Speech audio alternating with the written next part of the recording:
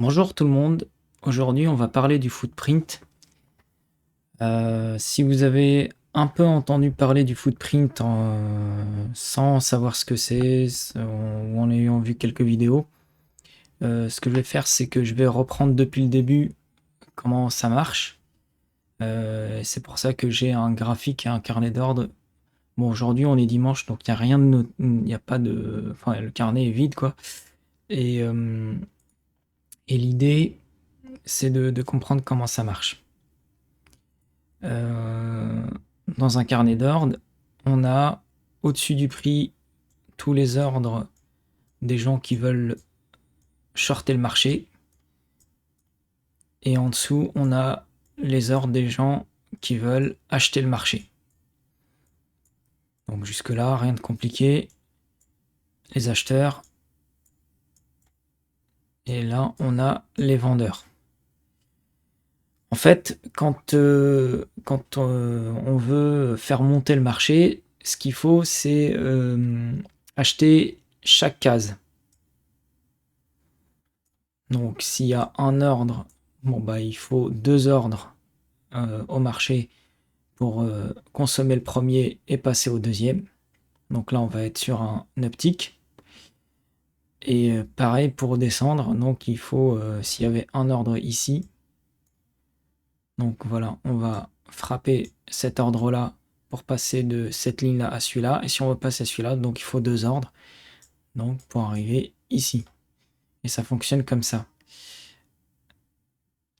Ces ordres-là, lorsqu'on a frappé 1, par exemple, admettons que sur chaque ligne, il y a 1, et ça suffira, et ben ça va s'imprimer soit dans un registre, qui est le tape, donc ça va arriver ligne par ligne, soit en graphique, on va l'avoir ici. Donc maintenant, on va expliquer ça sur le graphique. C'est très facile en fait le footprint. C'est vraiment pas compliqué. C'est juste que ça demande de l'utiliser avec une stratégie. Donc pour le comprendre, c'est bête, mais pour l'utiliser, bon bah voilà, on va voir comment ça marche. Donc là, on a un graphique en range bar. Donc l'idée, c'est quoi du range? C'est que c'est une zone de prix négociée. Donc là, j'ai pris 15 ticks. Donc si on compte de là à là, on a 16 ticks. En fait, bah, c'est 15 plus 1. Et pour aller au-dessus, en fait, il faut vraiment avoir 17 ticks au-dessus pour que le prix y monte. Et ici, bah, pour sortir de cette zone, il faut que le ticket descende. Donc là, on a une bougie verte avec une queue. Donc ça veut dire que d'abord le prix est descendu et il est remonté. Et ainsi de suite. C'est comme ça que ça marche. Donc pour le range bar. Ça aurait été des bougies japonaises, ça aurait été une notion de temps. Mais si vous regardez en bas, là j'ai 22h08, après j'ai 22h10, donc il s'est écoulé 2 minutes entre ici et là. Voilà, il y a eu 2 minutes là. Donc tout ça, le temps, en fait, on s'en fiche un peu. Voilà.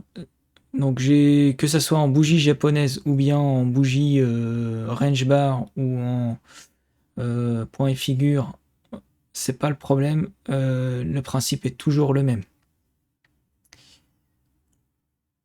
Alors, on va prendre cette bougie là et on va prendre ces deux bougies là, par exemple.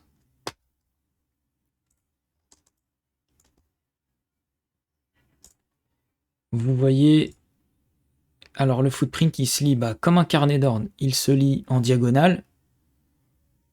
Voilà, je vais plutôt le mettre là. En fait, le carnet d'ordre, lui, vous le lisant en diagonale, c'est normal. C'est parce que quand il y a le prix, vous avez les acheteurs en dessous du prix à gauche et les vendeurs au-dessus du prix à droite. Ici, c'est la même chose.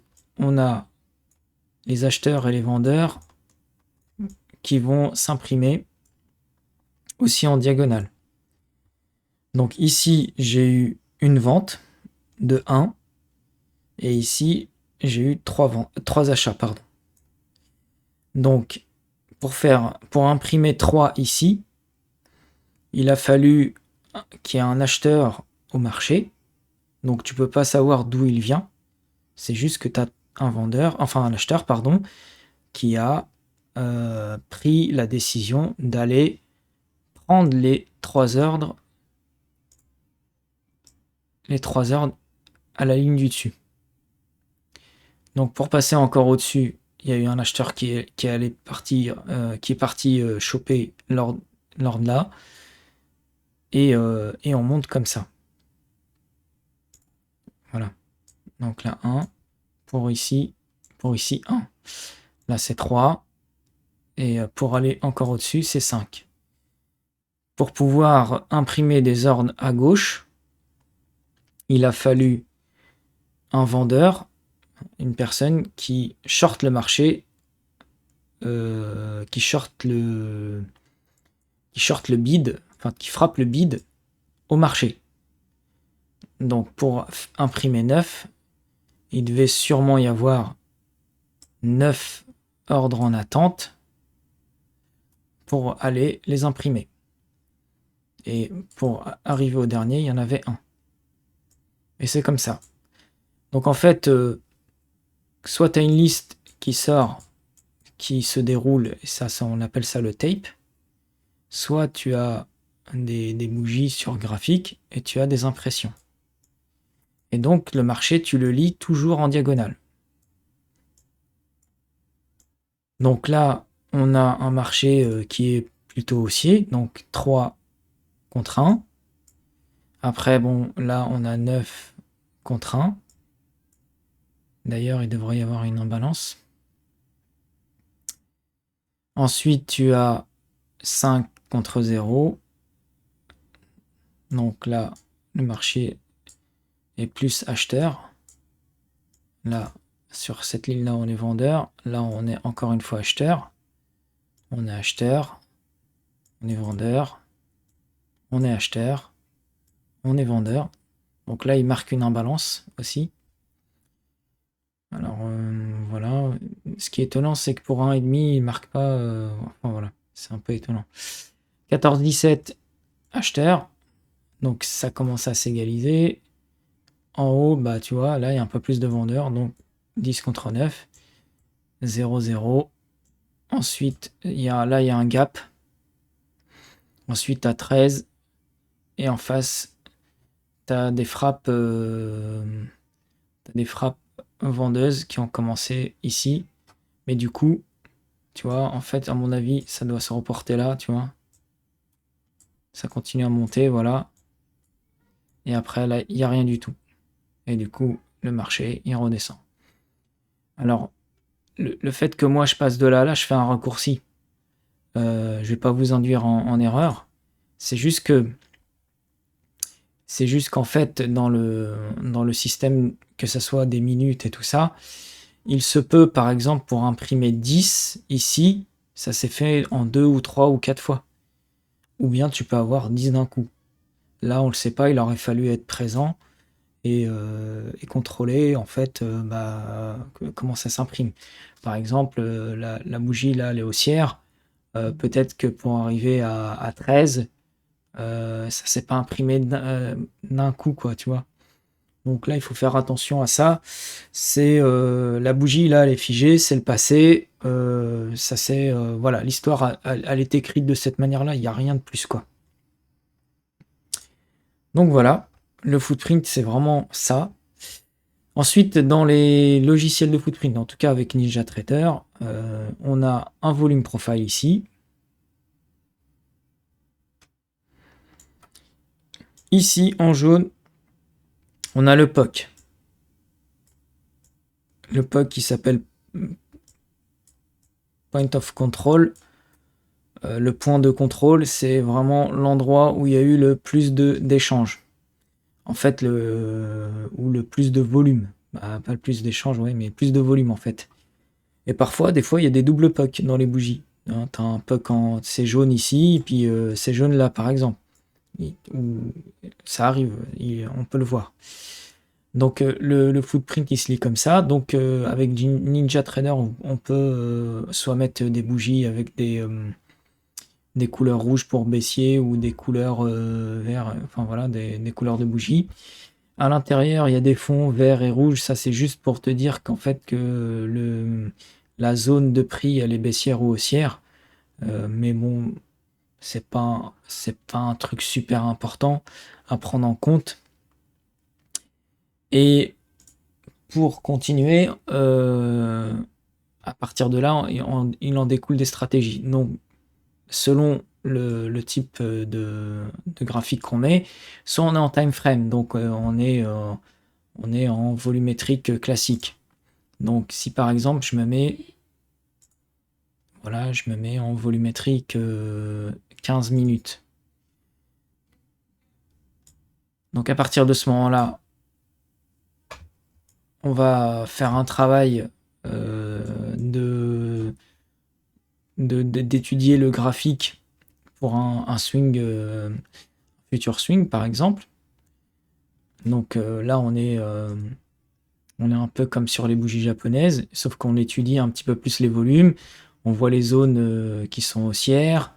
Là, on a eu des zones voilà, qui sont baissières, tu vois. Bon, bah, là, on est sur on est sur une bougie qui est bien baissière. Et après, bah, tu as des entrées. Là, on a même un puck. Et quand même, ça a duré 15 minutes. Donc, on peut se dire, bah tiens, en étudiant tout ça, je risque d'avoir ce qui s'est passé juste après, une entrée. Il y a beaucoup d'acheteurs qui sont rentrés. Il y a aussi beaucoup de vendeurs qui n'y arrivent pas parce que quand on voit 48 frappe 80, 48 et ça descend pas plus loin après ce gros mouvement, enfin cette grosse frappe de 250 contrats VS 267 et puis tu as 140 qui arrivent d'un coup. Donc là, tu peux te dire, bon, voilà, tu as quand même une zone de bataille pour une montée. En même temps, on peut aller un peu plus loin avec le footprint. On a, voilà, on a le footprint sur une minute. Alors, sur une minute, malheureusement, c'est un peu léger. Le problème, c'est que ça fait trop de bruit et on peut pas vraiment étudier ce qui se passe. Donc, dans ce cas-là, on peut passer en 3 minutes, volumétrique 3 minutes, et on peut un peu plus étudier. Bon, on est vraiment sur des zones de fin de session, de journée. En plus, c'est un vendredi. Mais vraiment, c'est pour montrer comment ça se passe. Donc en 3 minutes, là, on peut aller chercher les imbalances. Donc là, déjà, tu vois, là, c'était vraiment la bougie de 15 minutes qui est un peu plus décortiquée. Et tu vois que tu as une remontée, tu as une longue queue là sur 3 minutes. Donc là, tu peux te dire, bon, ben voilà, après cette remontée, tous les acheteurs qui sont entrés, j'ai la possibilité de chercher un point d'entrée parce que bah, dans les volumes, j'ai beaucoup d'acheteurs qui ont en quelque sorte battu les vendeurs et les vendeurs ont abandonné après avoir fait leur long swing baissier, quoi. Du coup, bah, selon ce que le marché te donne, hein, parce que tu peux mettre un ordre là, ça ne vient pas le chercher. Et puis là, si tu fais attention, et pour le coup, ça a quand même payé. Il y a encore une autre stratégie qui est plus dans l'analyse, c'est de prendre les volumes. Alors, par exemple, tu peux prendre du 4 heures, mais ça marche pas très bien. Le 3 heures est pas mal. Moi, je vais vous dire directement 3 heures, c'est plus simple. Donc là, on va aller se servir des tableaux statistiques en dessous. Et on va sur les réglages de NinjaTrader. Et là, on va chercher les volumes.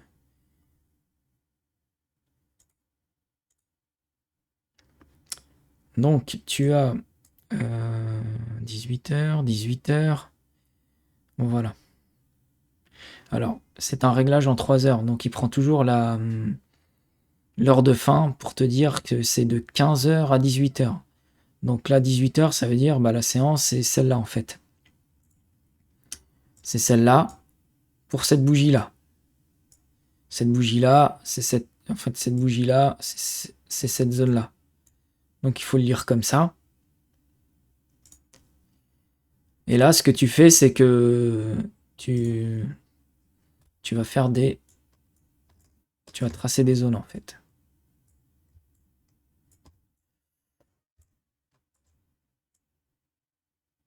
Donc tu prends le POC que tu as sur le maximum de volume. Je dis 3 heures, ça passe très bien parce que bon, il y a 24 heures dans une journée. Et en essayant avec 4 heures, c'était pas terrible, mais bon, 3 heures c'est très bien. On peut faire 6 heures, on peut faire ce qu'on veut. Bah, 6 heures, ça coupe la journée en 4. Et tous les 3 heures, moi, ça nous fait tomber pile poil sur la séance américaine.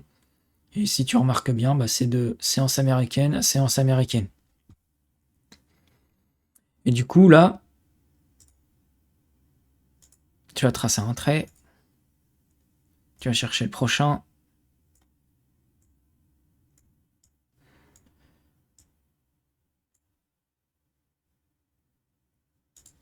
Voilà le deuxième. Bon, on va voir ce que ça donne en réaction.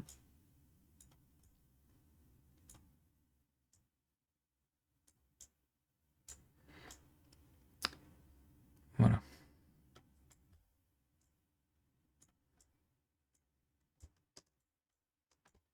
Donc, moi, je sais que j'utilise le Ninja Trader avec la version live.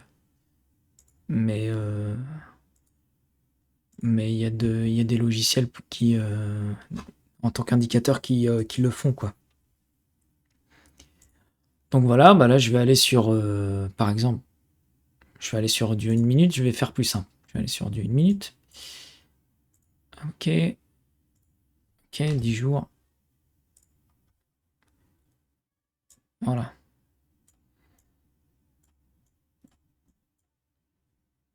On va aller sur du 5 minutes. Voilà, tu vois, en fait, on a tracé nos zones et là, on a eu un marché qui a, bon, bah tiens, ça arrive en fin de journée, mais qui a plutôt buté sur un niveau de fort volume, euh, sur la séance américaine. Là aussi, t'as une cassure et ensuite tu as un pullback qui s'est fait sur ce fort volume. Donc là, si t'imagines que quand même, c'était un puck, un ancien puck, ça a réagi dessus. Et tu peux utiliser comme ça la stratégie, c'est-à-dire de tracer des zones au lieu de tracer des zones au bas, c'est-à-dire de dire, voilà, je vais prendre mon plus haut qui est là, je change de couleur, juste pour la forme. Voilà, je prends en haut, je prends en bas, et je trace des zones de ce type-là, ou bien je trace des zones de résistance et tout. Voilà, moi je vais aller chercher des zones de volume là où ça a été le plus négocié, parce que à un moment donné, ça va être une zone de résistance qu'on ne peut pas voir avec une bougie. Donc ça, c'est la stratégie qu'on peut utiliser, mais après on peut prendre un volumétrique 5 minutes. Voilà. Qu'est-ce qui se passe?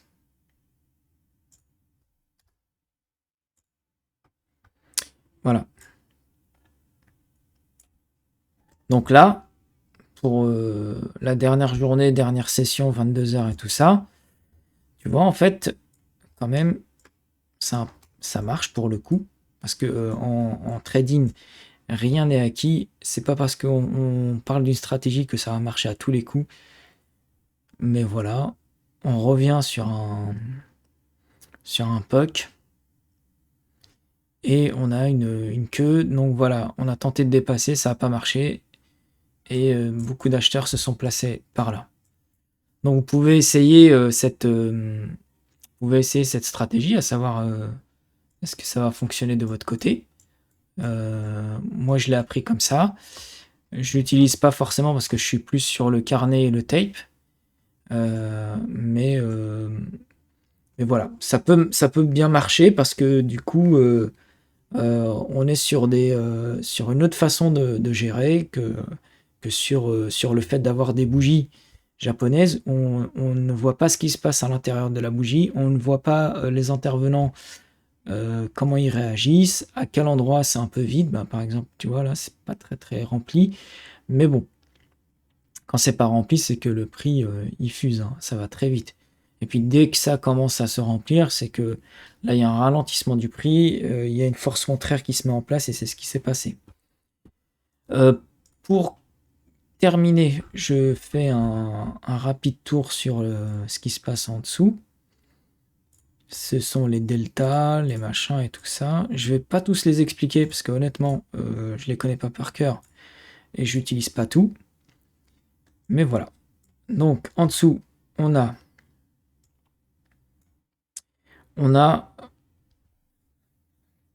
le volume et les échanges. Alors, ça c'est le volume, ça c'est les échanges, trade. Les volumes d'achat, les volumes de vente, c'est le volume. On a le delta bar, c'est-à-dire que entre les acheteurs et les vendeurs, on a un delta. Donc tu fais 145 moins 82, ça doit faire en principe 63. Si je me trompe pas. Moins 82. Voilà, tu as ton delta bar. Donc là, quand tu es à moins 63, ça veut dire que sur cette bougie-là, tu as plus de vendeurs que d'acheteurs. Après, tu as ton delta de la barre en pourcentage, tu as ton cumul delta. Alors, le cumul delta, c'est par rapport à la bougie d'avant. C'est-à-dire, bon, bah, tu prends ton delta bar, là, qui est là, moins 63, moins 5, 89 et tout. Ça commence en début de journée, donc à minuit pour nous en France, et jusqu'à maintenant. Donc là, tu as ton cumul delta qui se fait. Donc du coup, c'est des plus, des moins, des plus, des moins, des plus, des moins, des plus, des moins, et tu arrives à moins 610. Ensuite, tu as le minimum delta. Alors, les minimum delta, je sais pas ce que c'est. Ah oui, alors, lors de la séance de la bougie, tu as un moment donné, ouais, je l'ai compris. Tu as un moment donné où ton delta, il baisse, il baisse, il baisse, il baisse, il baisse, il baisse, puis après, il monte. Parce que tu as des acheteurs qui rentrent. Et ton maximum delta, c'est 3. Bon, ben voilà, ça te fait moins 66. Ensuite, delta change, je sais pas ce que c'est. Delta SH, je sais pas ce que c'est. Delta SL, je sais pas ce que c'est. Donc moi, ce que j'utilise, perso, j'utilise le volume, le buy, le sell. Le cumul delta, je l'utilise pas parce que il me donne des... En fait, comme je scalp, il me donne des informations qui ne m'intéressent pas. En fait, je les utilise pas. Je me prends pas la tête. J'utilise le volume sur un graphique 1 minute. En fait, bon, ça sera peut-être ça sera un autre sujet, ça. Mais comme j'utilise pas de graphique, j'utilise que un graphique pour des analyses. C'est-à-dire je repère des zones de stop, des zones de travail. Voilà.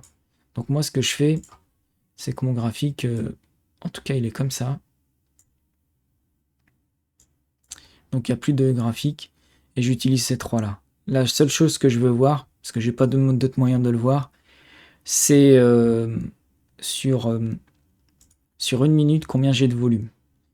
Et si j'ai sur le S moins de 1000, si j'ai moins de 1000 volumes tradés, enfin moins de 1000 volumes, je me dis que c'est pas intéressant de passer des échanges là-dedans. Voilà, c'est comme ça que je travaille.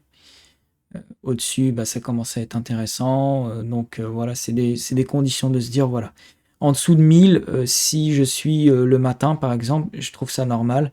Dans ce cas-là, je vais adopter une stratégie market making, c'est-à-dire que je vais me placer dans un coin du graphique, donc dans le carnet, et je vais chercher une autre zone, et ainsi de suite, tu vois. Donc voilà, j'espère que pour le footprint, en tout cas, j'espère avoir été complet, parce qu'il y a vraiment que ça à comprendre hein, pour ce qu'il en est du footprint. C'est les frappes au marché. Donc du coup, c'est les acheteurs à droite, les vendeurs à gauche. Contrairement au carnet où les acheteurs sont à gauche et les vendeurs qui sont à droite. Et tout est expliqué sur une bougie. Bon, en fait, voilà. Oui, j'avais complètement zappé. Le setup de l'imbalance. En fait, le setup de l'imbalance, c'est lorsque tu as une bougie. Bon, là, on a le cas d'une bougie baissière, d'accord? Donc là, tu as une bougie baissière et quand tu as une imbalance, donc une imbalance, qu'est-ce que c'est? C'est un déséquilibre. Donc si par exemple, tu as 3 contre 1, donc là, tu as une imbalance. C'est-à-dire que là, tu as 3 fois plus d'acheteurs et contre un vendeur. Donc c'est des pourcentages, c'est des ratios. Donc lorsque tu as une imbalance, là on est sur un ratio 1,5, c'est pas grand-chose. C'est des setups sur lesquels, bon, bah, selon les bougies qu'on a mis, on cherche des imbalances. Donc là, on cherche des entrées acheteuses, très bien, voilà. Et du coup, sur cette bougie-là, si en queue de bougie, c'est-à-dire une bougie baissière, tu as une imbalance acheteuse, donc là, tu peux prendre ton setup au-dessus de l'imbalance et tu as une montée de prix, quoi. Donc l'idée, c'est quoi? C'est, voilà, tu as ton imbalance, tu fais ton achat, par exemple, un tick ou 2 au-dessus de ton imbalance. Donc là, pour l'exemple, il est là. Mais en fait, pour cette imbalance-là, c'était plus ici qu'il fallait rentrer, c'est-à-dire laisser le prix partir, revenir, tu rentres, et ton stop, tu le mets sous un dernier puck, par exemple. Et là, bon, là, c'est sur le coup, ça marche pas, mais vraiment, on est en fin de journée, tu vois, 22h35, il n'y a rien du tout. Mais l'idée, c'est quoi? C'est lorsque tu as une imbalance acheteuse en bougie rouge, bah, tu prends un achat et tu mets ton stop très rapide, soit sous l'imbalance, soit sous le puck. Voilà. Et c'est pareil pour là, les imbalances vendeuses. Tu vois, ici, tu as des imbalances vendeuses en haut de bougie. Donc là, tu prends ta vente. Et pour le coup, là, ça marche très bien parce que le prix il descend. Et voilà, c'était parti. Les imbalances, 1,5, c'est pas assez pour moi. Il faut 3, voire 4. Donc 300 ou 400%. Ça va te faire attendre longtemps avant de prendre un trade. Mais au moins, ça va être un trade sûr, quoi. Voilà. Mais maintenant, je pense vraiment avoir fait le tour. Eh ben écoutez, je vous remercie de m'avoir suivi. Et puis, n'hésitez pas de mettre un like, un abonnement. Et je continuerai plein d'autres vidéos sur le trading, le footprint, le tape et plein de choses, quoi. À bientôt, salut!